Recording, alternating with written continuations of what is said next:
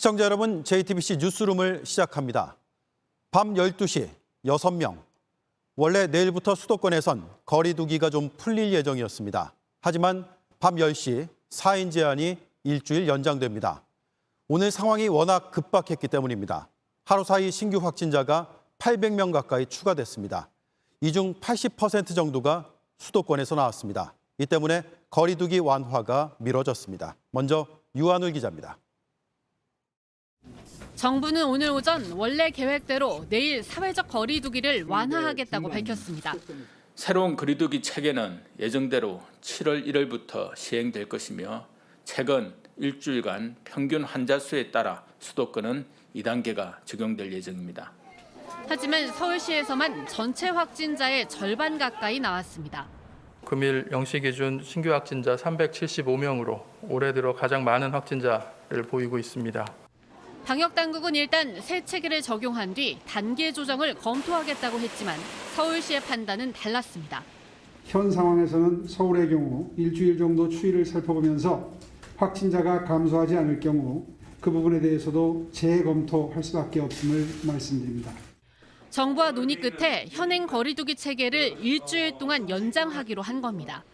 경기도와 인천시도 같은 결론을 내렸습니다. 따라서 수도권에선 오는 7일까지 4명까지만 사적 모임을 가질 수 있습니다. 식당, 카페 등은 밤 10시까지만 영업이 가능하고 유흥시설은 문을 열 수 없습니다. 직계가족 모임도 8명까지로 유지됩니다. 다만 7월부터 접종 완료자에게 주어지는 혜택은 그대로입니다. 2차 접종을 마친 지 14일이 지난 사람은 인원 제한에서 제외됩니다. 1차 접종자는 2m 거리 두기가 가능한 야외에서 마스크를 벗을 수 있습니다. 이번 유예 결정으로 방역당국은 수도권에서 2주로 계획했던 이행 기간을 일주일로 줄일 계획입니다. 그 뒤 원래 발표대로 15일부터는 새 거리 두기 체계를 전면 시행한다는 겁니다. 하지만 코로나 확산세가 잡히지 않을 경우 이 역시 늦춰질 수 있습니다. JTBC 유한울입니다. 네, 이번 확산세가 걱정되는 이유는 변이 바이러스 때문입니다. 원어민 강사에서 시작해 확진자가 200명 넘게 나온 과정에 델타 변이가 확인됐습니다. 이 확진자들이 처음 다녀간 술집이 8곳으로 추정됩니다. 그런데 이곳에서 접촉자가 얼마나 되는지는 파악이 안 되고 있습니다. 윤영탁 기자입니다. 서울 홍대 앞의 술집입니다. 이곳에 확진자가 다녀갔습니다. 그리고 지난 19일 원어민 강사들도 여기 왔다가 감염됐습니다.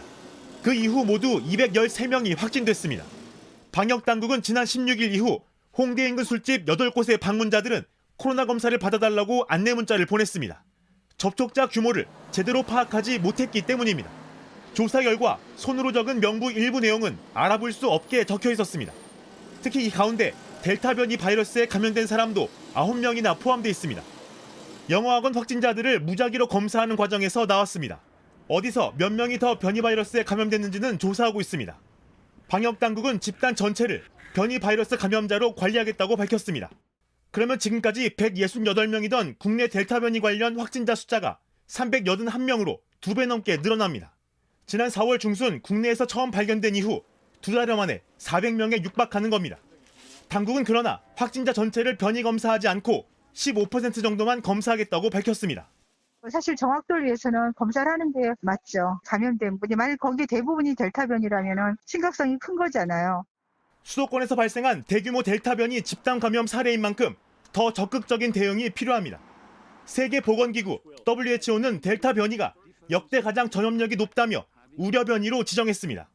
영국 하루 신규 확진자 2만 명, 이스라엘 1,000명 등 백신 접종률이 높은 나라에서도 확진자가 크게 늘고 있습니다. JTBC 윤영탁입니다. 델타 변이 바이러스 확진자가 나온 서울 홍대 인근으로 가보겠습니다. 최승훈 기자가 나가 있습니다. 최 기자, 사람들이 꽤 보이는군요. 예, 여기는 마포구 홍대 앞 경의선 숲길인데요. 지금 델타 변이가 나온 술집에서는 조금 떨어진 곳입니다. 평소에도 사람들이 많이 모이는 곳이고요. 의자에 앉아서 저녁 시간을 즐기는 시민들도 많은데 여럿이 붙어 앉을 수 없게 이렇게 천막을 쳐놓았습니다. 네, 시간과 인원 제한이 내일부터 좀 풀릴 거라는 기대가 컸는데 여러분들이 상심이 크실 것 같습니다. 예, 집단 감염이 나온 마포구 술집 일대를 오늘 제가 돌아봤는데요. 점심때만 해도 내일 다시 문을 열기 위해서 분주하게 준비하는 상인들이 많았습니다. 그런데 오후 늦게 갑자기 일주일 정도 미뤄졌다는 소식이 나오면서 당황한 표정이었습니다. 몇 분을 제가 직접 만나봤는데요. 한번 들어보시겠습니다.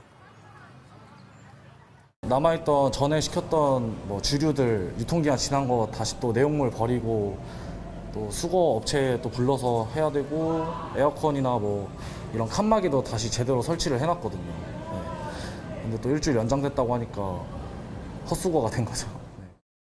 네. 예. 수도권에서 워낙 확진자가 많이 나왔습니다. 현장 취재를 해보니까 문제점이 좀 보이던가요? 예, 최근 수도권에서는 젊은 층에서 확진자가 제일 많이 나왔습니다. 지난 한 주 동안 20대 확진자가 500명을 넘었고요. 전주보다 20%나 늘었습니다.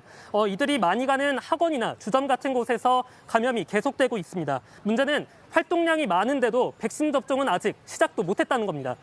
특히 그동안 백신 접종 속도가 빨라진다는 발표가 계속되면서 방역 의식이 느슨해졌다는 것도 하나의 원인으로 지적되고 있습니다. 예. 전문가들은 완화된 거리두기 적용을 좀 미뤄야 된다 이런 의견들을 많이 내고 있죠. 예, 엄중식 가천대 길병원 교수는 지금 상황을 캠핑장에서 모기향을 끄고 모기장도 없애고 나서 알아서 모기를 조심하라라고 말하는 것과 같다 이렇게 표현했습니다. 이번 방역 정책을 기획한 사람들이 반성하고 책임져야 한다고도 했는데요. 정부가 일단 상황을 일주일 더 지켜보기로 했지만 확산세가 잡힐지는 알 수 없습니다. 예, 알겠습니다. 여기까지 듣겠습니다. 서울 홍대 인근에서 최승훈 기자였습니다. 대구는 한 마트와 관련된 확진자가 무더기로 나와서 혼란을 겪었습니다. 열흘 동안 이곳을 다녀간 시민들이 진단검사를 받으러 한꺼번에 몰렸기 때문입니다. 박병영 기자입니다. 4층짜리 주차장 건물입니다. 차가 다녀야 할 통로에 시민들이 끝도 없이 줄 서 있습니다. 모두 코로나19 진단검사를 받기 위해 기다리는 겁니다.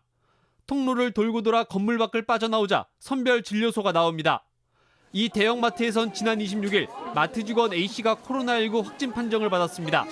가족과 동료 직원에 퍼지며 누적 확진자가 13명으로 늘었습니다. 그러자 대구시는 지난 18일부터 열흘간 마트를 다녀간 시민들 전수조사에 나섰습니다. 하지만 마트에 설치한 선별 진료소는 단 한 곳뿐이었습니다. 오늘 더 이상 안 받습니다. 돌아가셔야 됩니다.